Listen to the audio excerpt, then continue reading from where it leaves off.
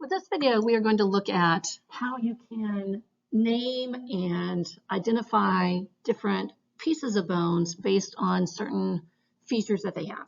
Now, in another video, I talked about long bones and how long bones were bones like your femur, your tibia, bones of your hands, your fingers, your toes, your feet. These are bones that grow longer. Short bones are the cubed bones that we find in our wrists and our ankles. We also have irregular bones, which are bones that don't fit in any of the other categories. And then we have flat bones, which are like your ribs. They're kind of long and skinny. But all bones have certain features that we can discuss and that we can look at when we're looking at different bones. So I'm going to start with what are called processes. Processes are things that stick off of a bone. And then depressions are going to be like grooves or indentations inside of a bone. Now, you're going to meet the 3 T's. But like I mentioned, a process is something that sticks off the bone, and it's either there to protect you. So like back when predators were hunting, they would clasp their mouth onto us. Hopefully this pointy part of the bone would cause them to be uncomfortable and they would let go, or they're also there so muscles can attach. Now, the first T you have here is tuberosity. Now, my students know that I get kind of corny with some of my analogies, but hopefully they help people understand what it is I'm talking about. With the word tuberosity, it's a big word, and it has a B in it. So tuberosities have a B in them, so these are bumps. And it's a big word, it's a big bump. Okay. Tuberosities are large bumps that are on bones, and when you look at that bone, you can see that it's a bump. The classic example is on the femur. It's this guy right here. Now, even though it's called the lesser trochanter, okay, by modern definition today, it is a tuberosity. It's a big bump. And I know that this is just a drawing, so it's not going to show it very well, but on my next slide, I have a photograph of a femur, and so I will point this out. But for this slide, I'm just going over certain terms. So when you have a tuberosity, tuber has a B in it, it's a bump. Tuberosity is a big word, it's a big bump. So when you look at that bone, you can see that bump. There is no doubt that there's a bump there. And that's usually for muscles to attach. Now we have another word that has a B in it. It's called a tubercle. Now, it's also a bump. They both have B's in them, they're both bumps. But tuberosity is a bigger word than tubercle. So a tuberosity is a big bump. A tubercle is a smaller bump. A lot of times with the tubercle, you can't really see it. It's not well defined when you look at the bone, but if you rub your hand over it, you can feel that bump. So now remember, parts of the bones have been named for years. So like the greater trochanter, the lesser trochanter, these have had their names for a long time. But with modern science and modern technology, we now use lasers to come up with very precise measurements. And so over time, some of these definitions have changed. So what used to be called a trochanter isn't a trochanter anymore, or what used to be called a tuberosity might not be defined as a tuberosity anymore. But a tuberosity has a B in it, it's a bump, it's a big bump. Tubercles also have a B in them, they're also bumps, they're just smaller. I'm going to show you some examples of those in a minute. The third one here, which you see, is what's called a trochanter. Notice there's no B in it, so it's not a bump. That's why, even though this right here is called the lesser trochanter, by definition, it's not a trochanter anymore. It's a tuberosity. It's a big bump. Trochanters do not have a B in them. They're not bumps. They do have a C in them because they curve. And so as you can see with this guy right here, this is what's called the greater trochanter of the humerus. It is a trochanter. It actually curves, and muscles will wrap around that and latch on, and that's what helps hold your leg in place with your hips. So this next slide here actually shows you a picture of the head of the femur. And so if you looked at my other video where I talked about long bones and just different features that they have, this part down here is your diaphysis. If you remember, the diaphysis is what we call the shaft. And then this part up here is what we call your epiphysis. The epiphysis, if you remember, is the ends. I'm not very good at making letters with this yet. That is the epiphysis, that's the ends of the bones. And then what you guys always call the ball, that's a feature called the head. Now, by definition, a head is a ball. And so only two bones in your body have a ball on them. That is your femur and your humerus. Now your radius will also, people talk about the head of the radius, but by modern definition, that does not classify as a head. To be a head, you are a ball. You're part of a ball and socket joint. So the ball of the femur and the ball of the humerus are both by definition a head. Now right here, this would be your tuberosity, what's called the lesser trochanter. By definition is now a tuberosity. It is a large bump, and you can see that bump very easily when you look at a femur. So you can Google pictures of the femur from all different directions and you'll see that. This up here, you can see it has a curvature to it because muscles will wrap around it, and that's what we call the greater trochanter. So by definition, that is a trochanter. Now, since I have this picture here, if you did watch a video that I did on definitions or how we classify bones, I talked about growth plates, and growth plates are what we call epiphyseal lines or epiphyseal plates. They are made from hyaline cartilage. As adults, we don't have these growth plates anymore. We have what are called necks. And so anytime you see a neck is going to be where we used to be able to find a growth plate. And in children, they have the growth plate right here. And that was what's called the anatomical neck. And the anatomical neck allowed the head of the femur to grow larger because as our hip socket got bigger, the ball, the head of the femur also had to get bigger so that this joint would stay locked together. So it needed a growth plate in order to do that. And so that's what we also call the surgical neck. But right here we have a tuberosity. It's a large bump. You can see it when you look at the femur. And then this right here, you can see it curves. That's what we call a trochanter. Now your tibia has what's called the tibial tuberosity. Well, a lot of modern definitions do not call that a tuberosity anymore. So you can Google a picture of the tibia and look for tibial tuberosity. And when you look at it, you can't really tell it's a bump. But if you run your finger over it, you can feel it's a bump. So that's why a lot of people now, even though it's called the tibial tuberosity, it's now considered to be a tubercle by modern definition. So those are our three T's, tuberosities and tubercles. They both have B in them. They're bumps. Tuberosity is a big word. It's a big bump. Tubercle is a smaller word. It's a smaller bump.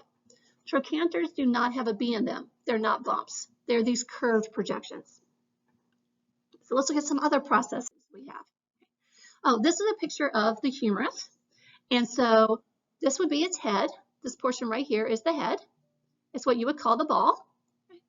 And you can see this groove right here. That groove was a growth plate at one point in time. That growth plate is called the anatomical neck. And then we've got these bumps here. These bumps are both examples of tubercles. They're not as pronounced. They don't stick out as much as a tuberosity would. Some other features we have. We have something called a crest. Now, by definition, a crest is a flattened ridge of bone. Well, bones can be flat in many different areas, but when we look at a crest, this is where a bone is flat a lot of times to keep the muscle from being sliced. Muscles have sharp points on them. So when you put your hands on your hips where these arrows are pointing, this right here is called your iliac crest. The iliac crest, the top portion of what you would call your hip bone is flat because as you walk, your hips rock back and forth. If that were sharp and pointy, it would act like a knife and actually slice our muscles as we walk. You're also sitting on this part down here. Let me change the color. You're sitting on this part down here. That's called the ischial crest. It's flat. We're sitting on it. This portion of our scapula right here is also a crest. When you're standing up, your scapula, which you know of your shoulder blade, lies flat. But when you feel threatened, you bring your arms around to the front. And by bringing your arms around to the front, that basically picks up your scapula so that this sharp edge right here is pointing upward. So this part here is what rests against your rib cage. So we need it to be flat when that happens. So when you curl your shoulders up, this part, or your scapula, pops open. And this part here needs to rest up against your rib cage so it's flat. So we have several crests in our body. A crest is just a flat region. It's not part of a joint because you're going to see another C in a minute, which is called a condyle. Condyles and crest are both flat, but a crest is not part of a joint. It's just this flat area of bone for a different reason. And while a condyle, you're going to see, is a flat region that's part of a joint. So both C's, they're both going to be flat. But in the case of a crest, it's just this flat region so that it can rest up against a bone, or in the case of your hips, like when you put your hands on your hips, you're actually putting them on this part here that this arrow is pointing to, called the iliac crest. And that, as your hips rock, keeps them from stabbing or slicing the muscle above them. Okay. Also, all of your life, you've heard of your spine. And your spine is your vertebra. And the reason spine get their name is because they have a sharp point sticking out the back. By definition, a spine is any sharp point that we have. Now, we all know what a vertebra looks like. If not, you can Google a vertebra, and you can see the sharp point sticking out the back. Those are the bumps you feel when you're going down your back. Those are the spines that have been covered up with muscle. Well, this is your scapula. This is your shoulder blade. The reason it's called a blade is because it is sharp, and ancient people could actually use this as a knife. They could use it as a shovel. They could use it as an axe, but they've got this sharp point right here. That's also called a spine. Now your hip also has a spine. You just can't see it in here. It's in the back. Now for you and I, the spine on our hip, the sharp point on our hip has no purpose whatsoever. But if we were four-legged animals, that sharp point would stick up. So if a predator was coming at us and they went to grab our back legs, hopefully they would stab their mouth with that sharp point and let go. But most people think of the classic example for the spine is the vertebra, is that sharp tail that comes off the back. But other bones have spines. Oh, and also speaking of the scapula, we talked about trochanters. The scapula also has two trochanters. Let me see if I can erase my drawings here. The scapula also has two trochanters. These things that are sticking up right here. Now this is a sideways picture, but if you Google a scapula, you'll be able to see a front picture, and you will be able to see how your scapula has two like projections that come off the top and they curve. So those are also examples of trochanters that we have. So here's a talk about the spine again. Okay. Here's the crest again. Well, we also have something called a line. A line is a sharp edge. So when you look at the bone, it literally looks like you've drawn a line. And the scapula, which I can't flip back without it messing up the PowerPoint, but the scapula has a line on it. That's that sharp edge that I drew that ancient peoples would use as a knife. Your tibia, which is your shin, if you take your finger and run it down, you know that it has this sharp point. It has like this sharp, like top of a mountain, this sharp line running down your tibia. You can Google a picture of the tibia and be able to see that. Now here's the condyle. Even though the condyle is considered to be a process, it doesn't stick off the bone. And this is what I was talking about with the two C's. They're both flat. They're both flat areas. But a condyle is wherever you have two bones coming together to form a joint. So condyles are going to be flat, condyles are going to be smooth, and condyles are also going to be covered with cartilage. And that cartilage is called articular cartilage. Anytime you see the word articular, that means it's going to form a joint. And it's made from hyaline cartilage. But crest and condyles are both flat, but crests are not part of a joint. They're not going to be covered with cartilage. Condyles are flat. So basically at the end of any bone, like your arm bone, your leg bone, at the tops and ends of like your femur, like the head is a ball, but it's also a condyle. It's covered with cartilage. It's part of a joint. The bottom of the femur, it will be flat and smooth where it forms a joint with your tibia, your shin bone. That would be a condyle. So a lot of these terms will overlap, as you're going to see here in a second. And then we've already talked about the head, which is what we call the ball. Now, looking at depressions are going to be grooves or holes that we find in a bone. And so here's a picture of your hip from the side. It is color-coded so that you can see the three bones that make up your hip. And this part up here, that flat region, would be a crest. We also have a crest here. We have this sharp, pointy projection, which has not really any purpose in us anymore. That's an example of a spine. And this right here that the arrow is pointing to is your hip socket. This is an example of a fossa. Now, you have your arm socket, that's a fossa. Your eye sockets, that by definition is a fossa. A fossa is more like a cave. It's not a hole, it doesn't go all the way through, but it's not a groove either. The best way that I can think to explain of it is a socket. Well, it would also be a condyle. It's flat on the inside. It has cartilage. This is where two bones come together to form a joint. Your hip socket is what's called the acetabulum. Your arm socket is called your glenoid cavity. It's part of your scapula. Your eye sockets, these are all examples of fossas. Now, your eye socket's a little bit different because it's not a joint. Two bones don't come together, don't lock into place there, but it does hold your eyes. Now, don't get fossas. We had 3 T's, tuberosities, trochanters, and tubercles. We had 2 C's, condyles, and crest. Well, we're going to have 3 F's. There's 2 of them here. We have fossa, foramens, and fissures. Now, fossa is going to be a socket, okay? And that's where a joint is going to be. A foramen is going to be a hole. So, for example, this right here is your obturator foramen. It's the largest foramen you have in your body. This picture here is pointing to your foramen magnum. That's where your spinal cord goes through your skull to attach to your brain. You have other little holes in bones where nerves and blood vessels can pass through. So a foramen is a hole, okay? And those holes are there to allow nerves and blood vessels to pass in and out of that bone. Now, the third F is what's called a fissure. Now, a fissure is more of a gap between 2 bones. And so what you're looking at here is the skull, and it's pointing to they're like slits, or they're gaps. These are actually where 2 bones come together. Another example would be like if you take your femur, your thigh bone, and your tibia, and you stack them on top of each other. Now, in real life, there would be cartilage in between them, so it's going to leave a gap between those 2 bones, and so that's so those bones can move around.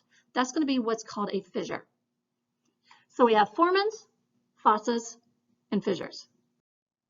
So in this picture, you have these large holes, like that's a hole, these are holes, those would be foramens, and these are fissures. And people are like, okay, well, what's the difference?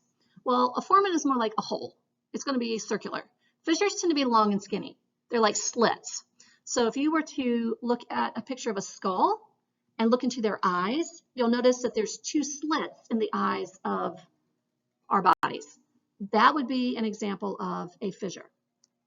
So we have our 3 T's, we have 3 F's, we have 2 C's, we have 2 S's. We talked about a spine, which is a sharp projection. We also have things called sinuses. Now, if I were to hand my students a bone and ask them to show me a sinus, they couldn't do it unless I could cut the bone open. Sinuses are hollow portions that you have. Now, the classic example are the sinuses in our face. They're there to help make our skull lighter. They're also there to help moisten air.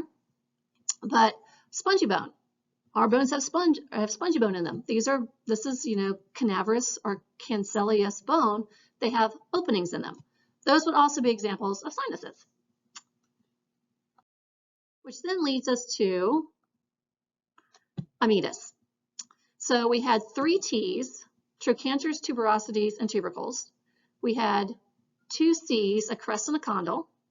We had 3 F's, foramens, fissures, and fossas.